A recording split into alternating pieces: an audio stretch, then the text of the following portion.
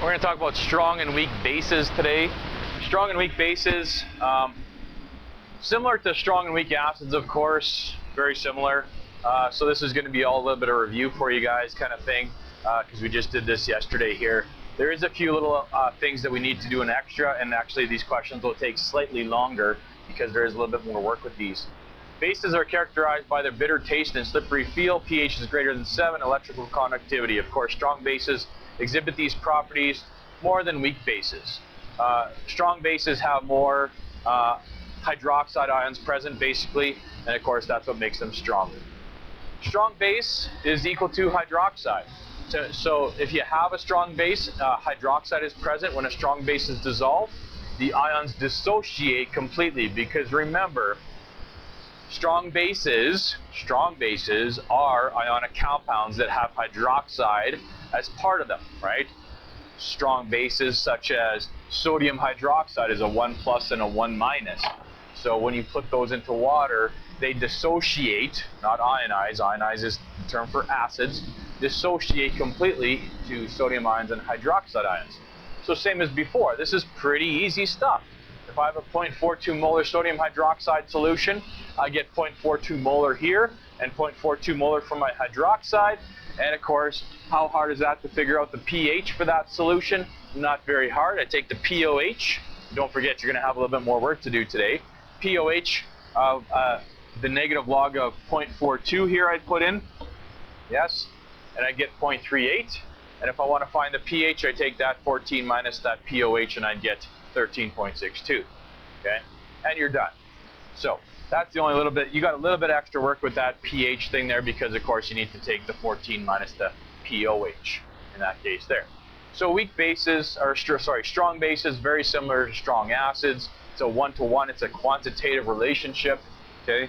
And now you guys are going to do this one here, so go ahead and do it. Exactly the same as the last one.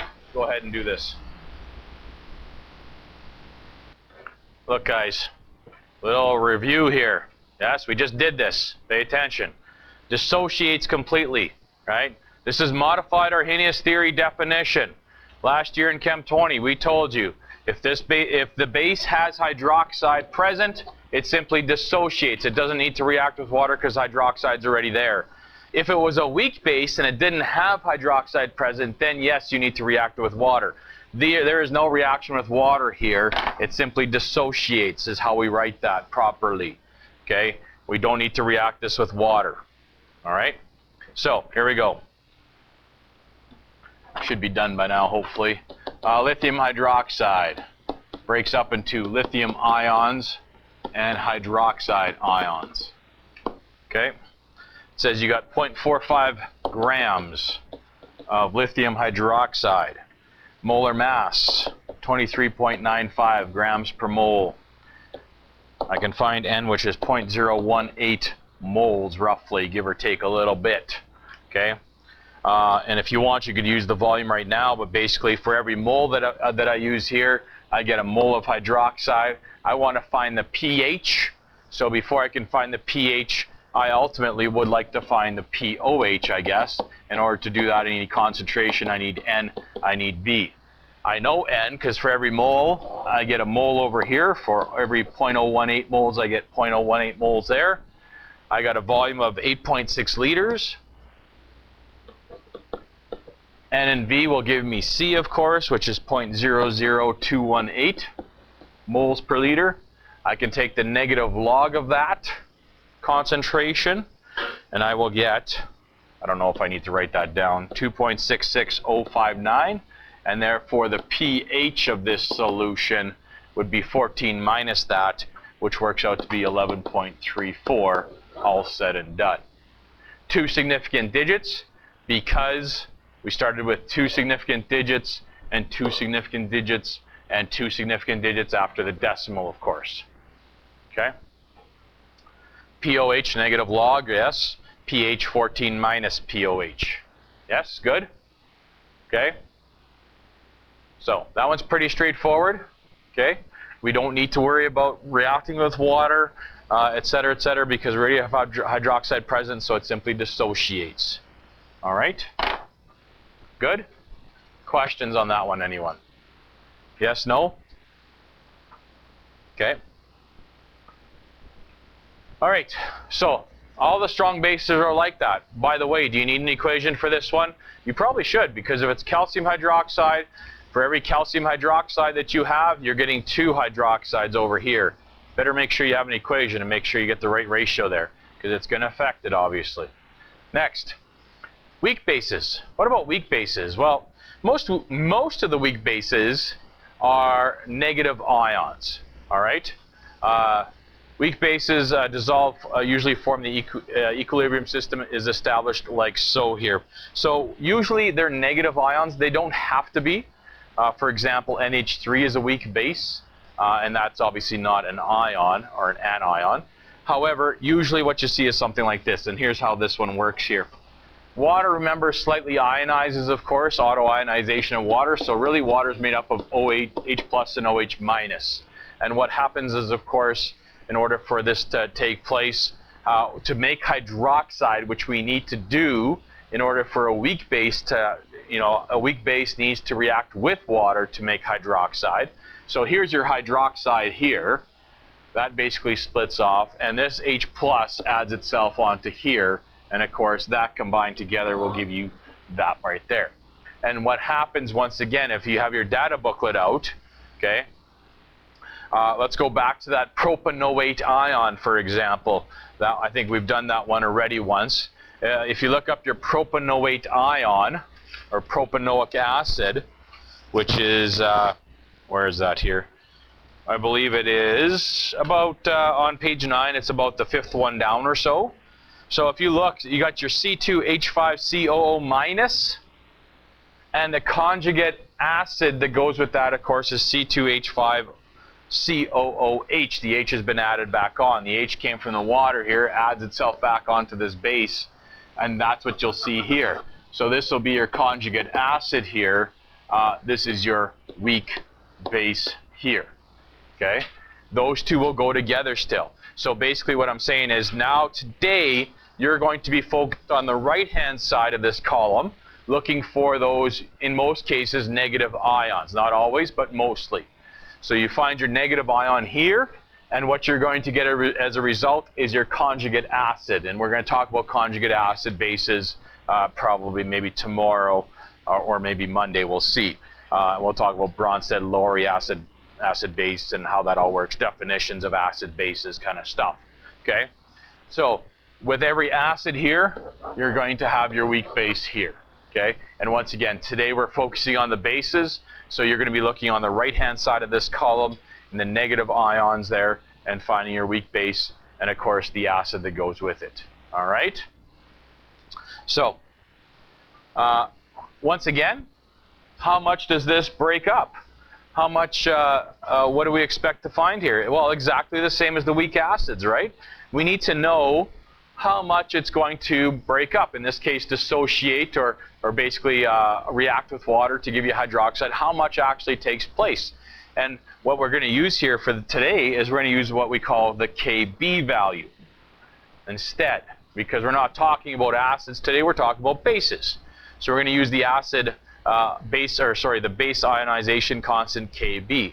And it's still the same as before, it's the products. And if you look back to your last equation there, which you probably have on the previous page, the products over the reactants, same thing as yesterday, no different. Okay? In this case here, though, of course, you're going to have your Hb, your hydroxide, and your negative ion to start with your base, basically. Okay? All right?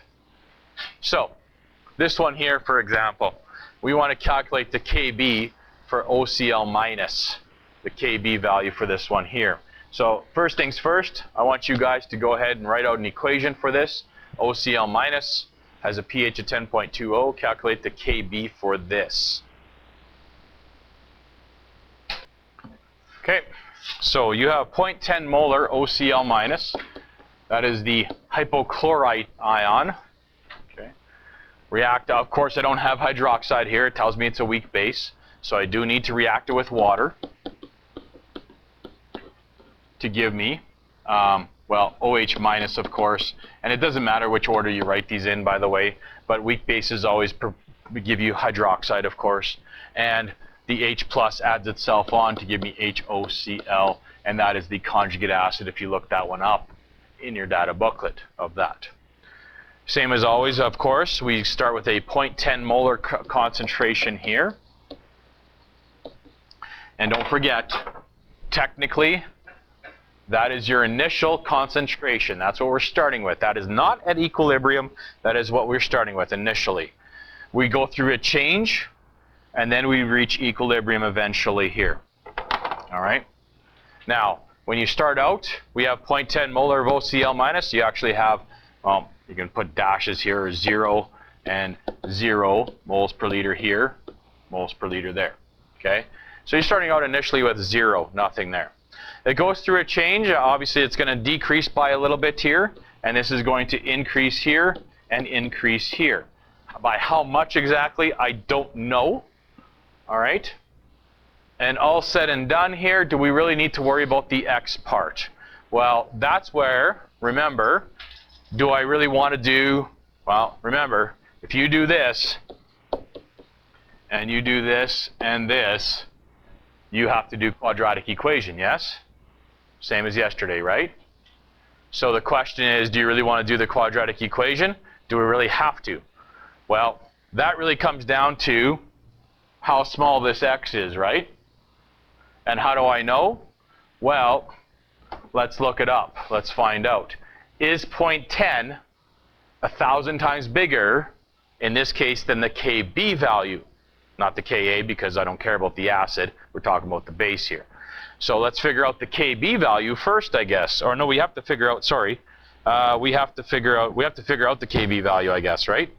So I guess in this case here, we're just going to assume that it's 1,000 times bigger. It probably is, okay? And you probably don't need to worry about that. So we're just going to assume it's 0.10 there. That X is going to be pretty tiny there, okay?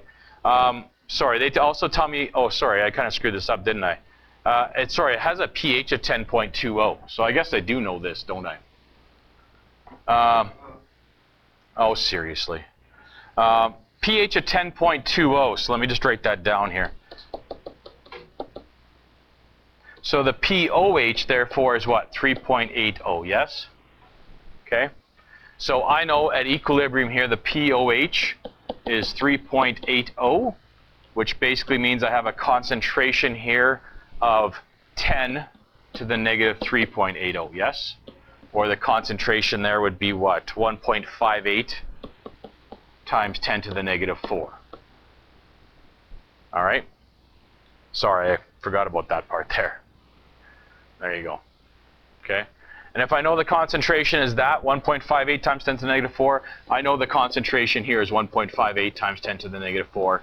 And of course, both of those are concentrations, moles per liter. Okay? So I know those at equilibrium, yes? And I guess ultimately, if we want to go through all this, okay, I guess ultimately I could figure out how did it get from 0 to 1.58 times 10 to the negative 4? Well, I had to add that much for each one, yes? So the change here would have been a positive 1.58 times 10 to the negative 4 and a positive 1.58 times 10 to the negative 4. And I guess over here, this would have went down by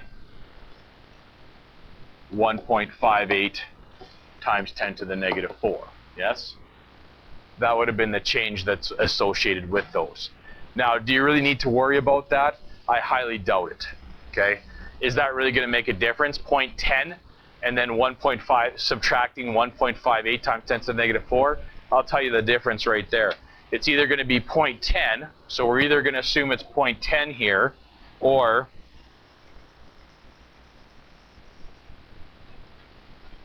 .099642. You know, is that going to be really a big difference there? Probably not, okay? I mean, you could test it out and see, I guess, if you really want to. I'm going to tell you right now, you probably don't need to worry about that, all right? So, how do I calculate Kb? I take, of course, the hydroxide ion concentration, in this case here, from my balanced chemical equation, the HOCl, all over the OCl minus concentration. And if I calculate Kb based on that, I'm going to get 1.58 times 10 to the negative 4 1.58 times 10 to the negative 4 all over 0.10 moles per liter. Here I'm going to assume it's 0.10. It's actually 0.099642. Okay, and I'm going to calculate KB based on that. Okay, so I can do it both ways, and I guess you can see if there's any difference here or not. Let's see, 1.58 times 10 to the negative 4, and I need to square that. So let's see here, squared. So I get 2.4964 divided by 0.10. I'll do it that way first.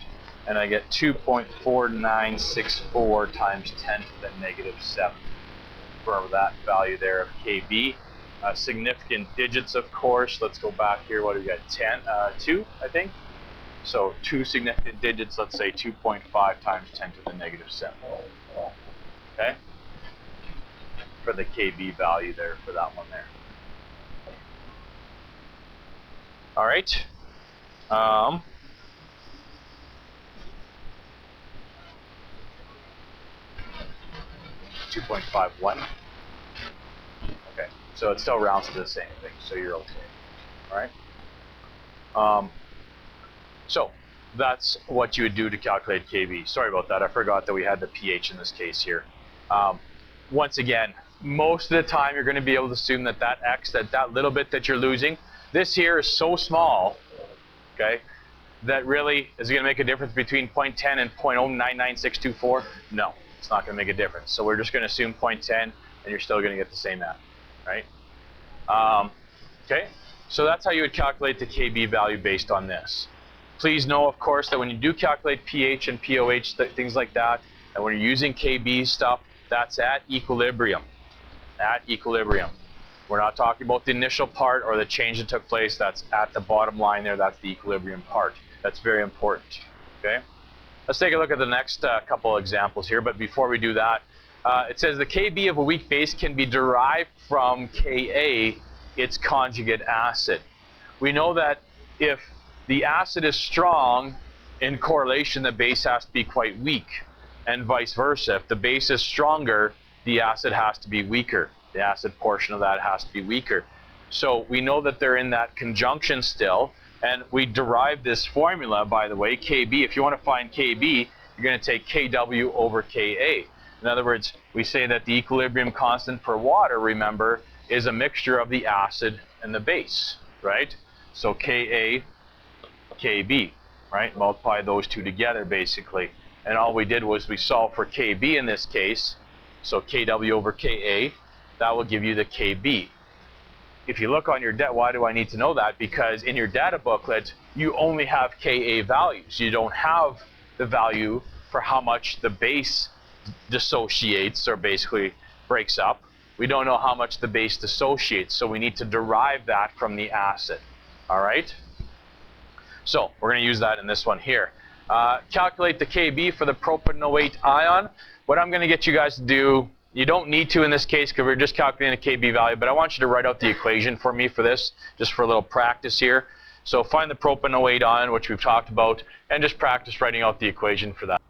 If you have propanoate, it becomes propanoic acid, yes? If it ends in ide, it becomes hydroblankic acid, like cyanide, for example, is hydrocyanic acid. If it ends in ite, like nitrite, it becomes nitrous acid, yes? So ites and OS go together, ates and ics go together, and ides and hydroic acid go together. So this one here, like I said, you don't need to write out the equation for this. All they want to know is, you know, the Kb value for this. But a little bit of practice here says we need to react this with water to give me hydroxide, of course, because it's a weak base. I know that because this is a negative ion, probably a weak base. And, of course, C2H5COOH is what I should have for that one there. Okay? And all they want to know is what is the Kb value for this? Well, to figure out Kb, I have no other information here, guys, to figure out Kb other than the fact that hey, if I'm going to talk about the propanoate ion, I need to use propanoic acid's Ka value. So I'm going to basically do this here. 1 times 10 to the negative 14 over, what's that Ka value again there?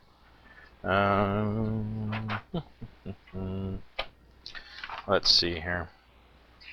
I guess I could just look it up on the data booklet, but what is it? Oh, 1.3 times 10 to the negative 5, and I will get 7.7 times 10 to the negative 10, all said and done. That would be the Kb value for propanoate. Okay? Good? Okay? That's all you need to do with that one. All right? Now, let's start using this with kind of some of the stuff we talked about yesterday. Let's start using some Kb values to figure out pHs and pOHs and all that other good stuff there.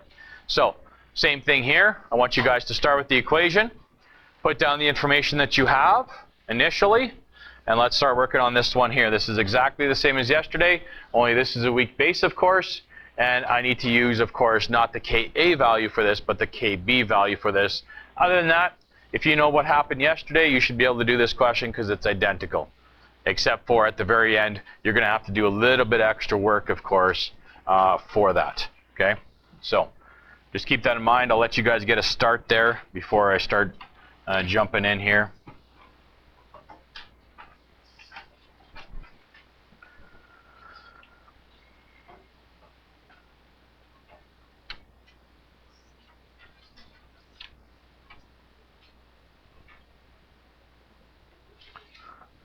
So,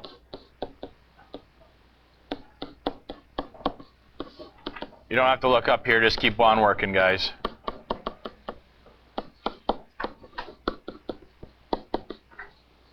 I guess you can check your equation or make sure you got the right equation. NH3 is going to react with NH3 doesn't have hydroxide as part of the formula there, so you're going to have to react it with water to give you hydroxide and NH4 plus. Well, it's not a strong base. There's no hydroxide here for this base, so I'm going to have to add water. Okay. Put down the information that you have for this question. You start with a 0.10 molar solution. Okay. Now, don't forget, we're starting with 0.10. That's all I'm told. All right. So the rest is all the stuff that you got to come up with on your own here, basically. Right. That's the only part that you have for this question. Once again, yes, it's true. This is the initial concentration. It went through a change, and we need to talk about the equilibrium. Yes? There was nothing of that originally. Technically, this went down by x, this increased by x, and this increased by x. At equilibrium, I'd have x and x there. I don't know what that is. At equilibrium for this one, do I need to worry about the x part? And I'd say probably not. If you assume not, you'd probably be okay. But how do we check? Well, I'd compare. At some point, guys, you're going to need to find the Kb value at some point. To do that, you're going to find Kw over Ka. So 1 times 10 to the negative 14 over the Ka value. Well, if you look up ammonia, that's a weak base. What's the Ka value that goes with that? NH4 plus, the conjugate acid. It is 5.6 times 10 to the negative 10. Okay? 5.6 times 10 to the negative 10. All right? Which gives me a Kb value, oops, of 1.785, good enough, times 10 to the negative 5. Okay? So that's my Kb value. The question is, is that 1,000 times bigger than 0.10? Can I approximate it? Can I just use 0.10? Sure. So I'm going to just say right here, instead of worrying about this, if you put that minus x in there, you're going to have to do the quadratic equation. So I'm just going to call that 0.10 at equilibrium. Right? So calculating, what's my purpose here?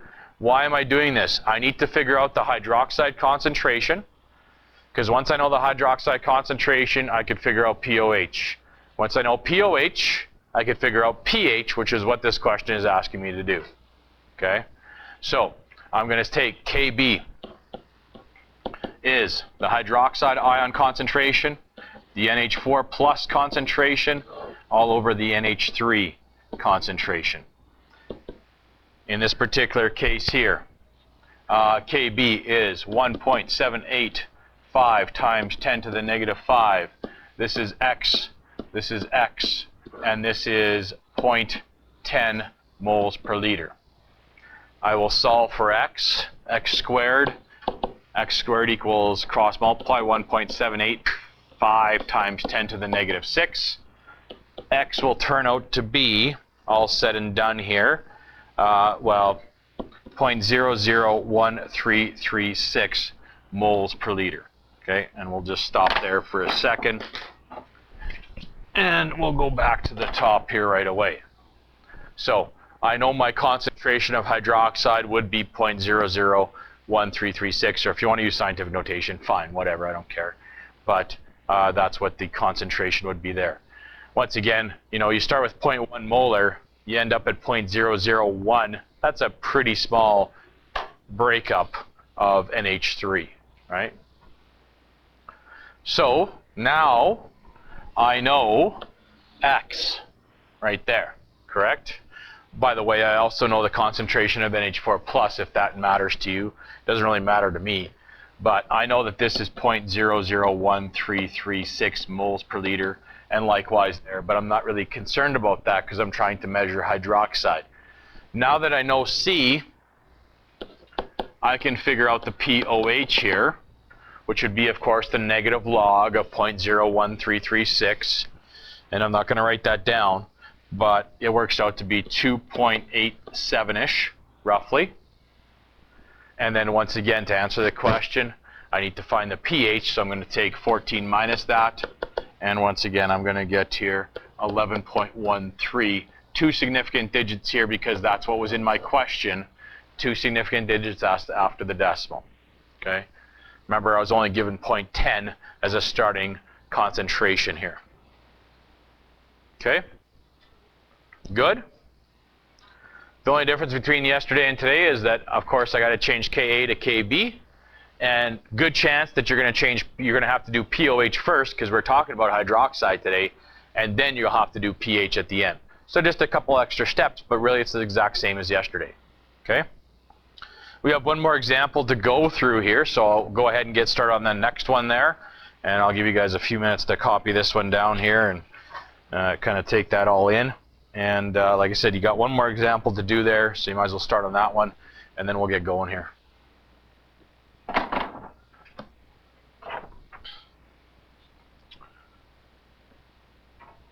All right, so for this one here, we have nitrite.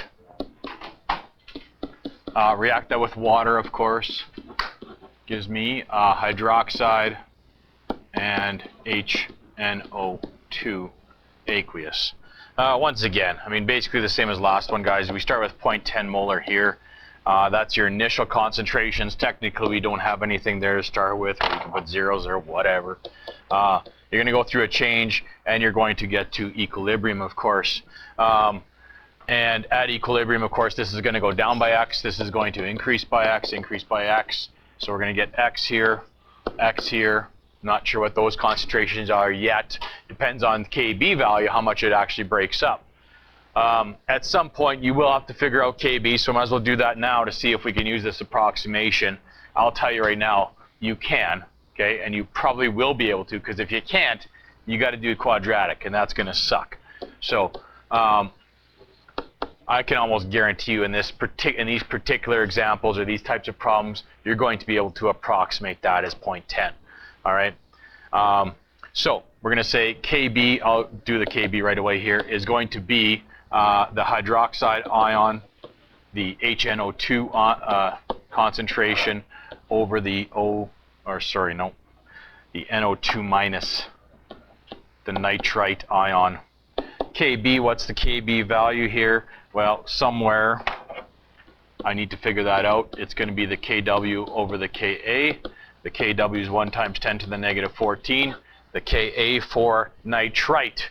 Make sure you match these up. If you don't know what nitrite is, if you don't know what the acid equivalent of that is, this could go horribly wrong. Because nitrite is a weak, obviously it's a weak base. You should be looking in the weak base section, I hope, okay, to look for that ion somewhere. That is nitrous acid is the opposite of, or is the conjugate acid of this. Let's see, where's that here? That is 5.6 times 10 to the negative 4 is the Kb value.